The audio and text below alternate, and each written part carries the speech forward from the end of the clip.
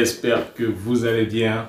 Moi, c'est Ivan Amel Wanam Tiedjok et dans cette chaîne, je te parle de plusieurs thématiques telles que l'immigration, l'intégration, les études, le travail à Trois-Rivières, au Québec et au Canada. Alors, si c'est ta première fois dans cette chaîne, je t'invite à t'abonner parce que dans cette chaîne, je te propose la véritable information, une information vérifiable, où tu pourras aller directement dans la source ici parce qu'on ne parle pas au hasard. Ouais, tu ne parles pas au hasard. Dans cette chaîne, on ne parle pas au hasard. Quand je te donne une information, je te mets le lien en description. Tu vérifies par toi-même, tu regardes par toi-même et tu vas faire les choses aussi par toi-même. Alors, tu t'abonnes, c'est très important. Tu likes parce que c'est motivant de voir ça. Parce que quand je vois ça, franchement, ça motive quand même. Ça motive de voir les personnes que quand même, ils apprécient ce que je fais. Ça motive beaucoup.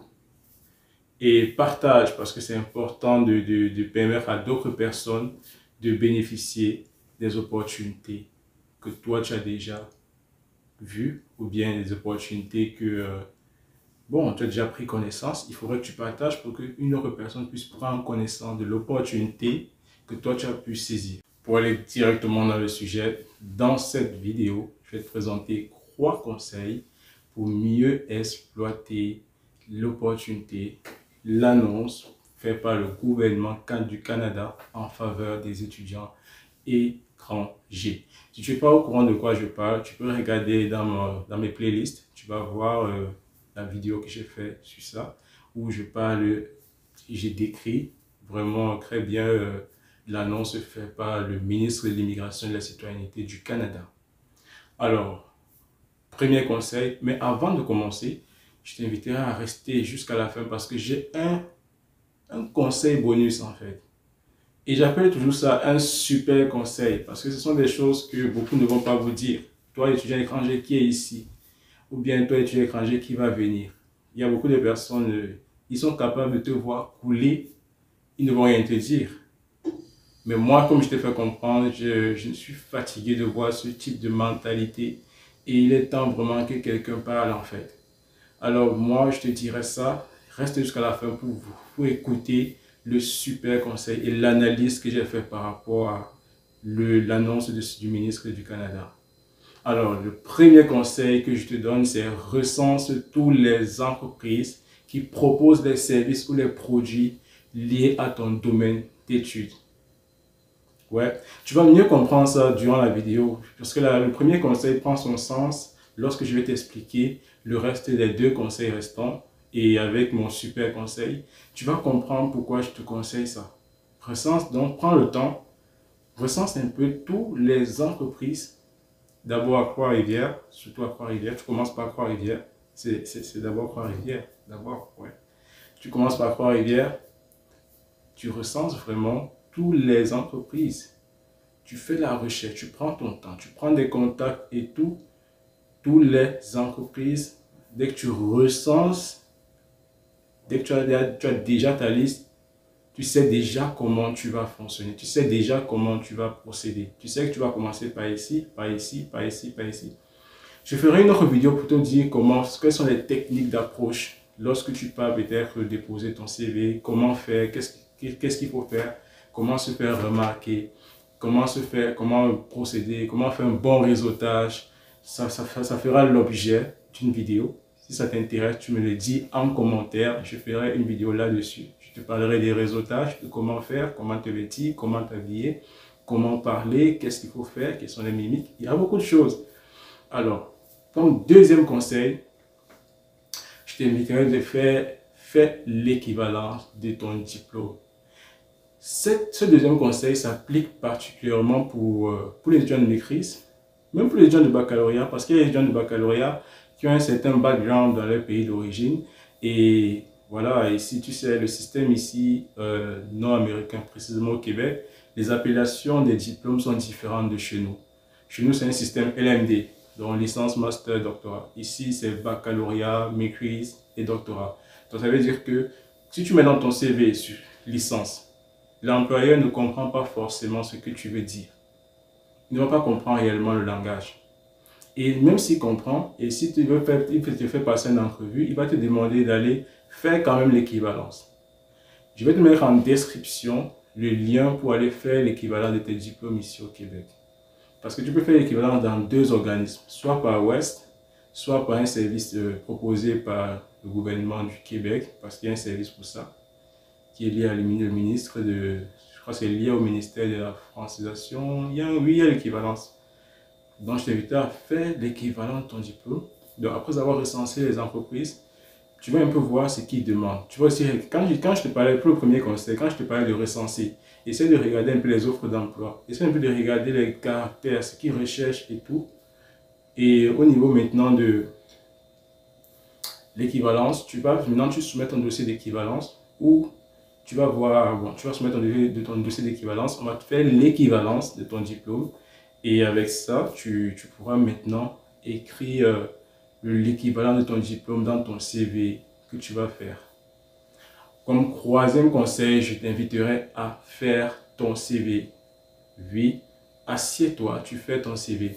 La disposition du CV ici au Québec, c'est un peu différent dans nos pays d'origine, surtout chez ma communauté, ainsi que ceux qui sont en France et en Belgique et autres pays en Europe. Chaque pays a sa structuration du CV. Et ici, la structuration est différentes. Ici, ils ont deux types de CV, soit chronologique, soit par compétence. Ne t'inquiète pas, je vais te mettre en description les types de CV que le gouvernement québécois propose. Il y a même des exemplaires de CV qu'il propose. Et ces exemplaires, tu peux ajouter certains trucs, ça dépend de toi. Et c'est ça, comme je t'ai dit, c'est deux types de CV, chronologique et par compétence. Je t'inviterai à t'asseoir. Comme tu as déjà lancé ton équivalence de diplôme, tu as le choix de commencer déjà à rédiger ton CV. En attendant l'équivalent de ton diplôme, tu finis ton CV. Et quand l'équivalent de ton diplôme arrive, tu peaufines ton CV et là, c'est prêt. Et là, maintenant, tu passes à l'action. Alors, je te remercie d'être arrivé jusqu'à ce niveau de la vidéo. Ce n'était pas une vidéo très longue parce que je veux que tu passes très rapidement à l'action. Toi qui es un étranger qui n'est pas encore là et toi qui es là, bon, toi qui n'es pas encore là, arrive d'abord. Arrive d'abord, ensuite tu prends la température. Tu prends quelle température même? Hein? Moi, j'aime souvent dire aux gens que beaucoup vont te dire non, tu peux pas faire certaines choses après un an. Non, non, non, non, mon frère. Il y a des choses que toi tu peux accomplir en peu de temps, que quelqu'un va accomplir en 3 ans. C'est juste un niveau, il faut avoir un type de mindset, c'est un état d'esprit différent. Il y a des personnes qui ne pourront pas comprendre comment tu as fait pour atteindre tel niveau en peu de temps, alors que lui, il a cheminé en 3 ans. C'est pour ça qu'il y a certains qui ne pourront pas te dire d'aller faire ça parce qu'il était incapable de faire ça. C'était au-dessus de lui, mais toi, tu peux le faire. Et comme il n'a pas réussi dans ça et il ne sait même pas si toi, tu vas réussir, il ne te conseille pas comme il faut. Parfois, ce sont des conseils qui viennent d'un bon cœur, mais parfois, c'est des personnes qui ne comprennent pas, c'est des personnes qui ont échoué en fait. Il faut que je sois direct avec toi. Alors, quand tu arrives ici, il faut vraiment, fuis-toi d'abord l'information vérifiable du gouvernement. Regarde tout ce qui est lié au gouvernement d'abord. Et quand tu as déjà lu tout ce qui est lié au gouvernement, rapproche-toi des personnes qui ont réussi à faire ce que tu veux faire. Ne pas demander les conseils aux gens qui n'ont pas vraiment réussi dans le domaine que tu veux faire, ou bien qui ne travaillent pas dans le domaine que tu veux faire. Va vers des personnes qui sont dans ce que tu veux faire. Même si c'est des étrangers, il y a des opportunités qui m'ont été offertes ici. Ce n'étaient pas les personnes de ma communauté, hein. Je vous assure. Je vous assure. Mais comme je vous ai dit, il y aura une vidéo sur mon histoire du début jusqu'à la fin. Je peaufine encore bien ça parce que je dois être légitime dans chaque chose que je vous dirai. Parce que moi, je ne suis pas le genre de personne qui va venir vous raconter quelque chose. C'est pour vous vendre le rêve. Je vais vous raconter ce que j'ai vécu. Alors, je suis allé un peu trop loin. Mon conseil pour toi, c'est, avant de te donner mon conseil, je te dirais de l'annonce du ministre, tu vois. C'est bien et c'est aussi un piège. Pourquoi? Parce que je vais t'expliquer pourquoi c'est un piège et ensuite je te donnerai mon conseil. C'est un piège parce que si tu décides de travailler beaucoup, quand je travaille beaucoup, c'est que tu dépasses les 30 heures, 40 heures. Si tu n'es pas habitué, si tu n'as pas été habitué à un travail aussi intense, plus tes études, ne le fais pas. Fais tes trucs de 14 heures, 15 heures, 13 heures, tranquille. Si tu es une personne, un warrior, c'est quelqu'un qui a réussi, ouais, je comprends, quelqu'un qui gère bien ses 30, 35 heures, il gère bien son école. Oui, parce qu'il y a des personnes comme ça, oui, j'en connais plusieurs. Ils sont des battants. Ils ont la rage. Donc, mais si tu n'arrives pas à le faire, ne va pas au-delà de ce que ton corps ne peut pas faire. Sinon, tu vas tomber dans un piège où tu seras toujours épuisé. Tu n'auras plus de rendement universitaire, scolaire. Tu n'auras plus de rendement. Tu vas travailler pour rien. Tu verras qu'à la fin de cette année, certes, tu auras un bon compte bancaire pour ceux même qui gèrent bien l'argent. Mais tu vas avoir peut-être plusieurs échecs dans plusieurs matières où tu vas échouer. Donc, tu vas revenir à la case départ et tu vas prolonger ton nombre d'années de tes études. Si tu étais censé finir peut-être en 2023, à cause peut-être de tes échecs, tu vas prolonger le nombre d'années fait à l'université. Donc, il faut vraiment faire attention à cette opportunité. Ne t'emballe pas très rapidement. Ne saute pas sur n'importe quelle occasion pour aller faire n'importe quoi parce qu'on t'a ouvert ce type d'opportunité. N'oublie pas que ce que le gouvernement fait, ce n'est pas au hasard. Ce n'est pas le don qu'ils nous font. Ce n'est pas le don. C'est un échange gagnant-gagnant. Ça veut dire qu'ils ont besoin de personnes expérimentées et toi, tu as besoin d'avoir de l'expérience. Ça, c'est clair. Alors, c'est à toi d'être malin. Mon conseil pour toi maintenant, c'est quoi? Sachant que on t'a donné la possibilité de travailler plus, comme je te donnais les conseils auparavant, fais tout pour trouver des travaux, des jobs qui sont liés à ton domaine d'études. Oui, bien sûr. Fais tout réellement parce que l'objectif ici, c'est que les étudiants gagnent en expérience. Ça, c'est le 1.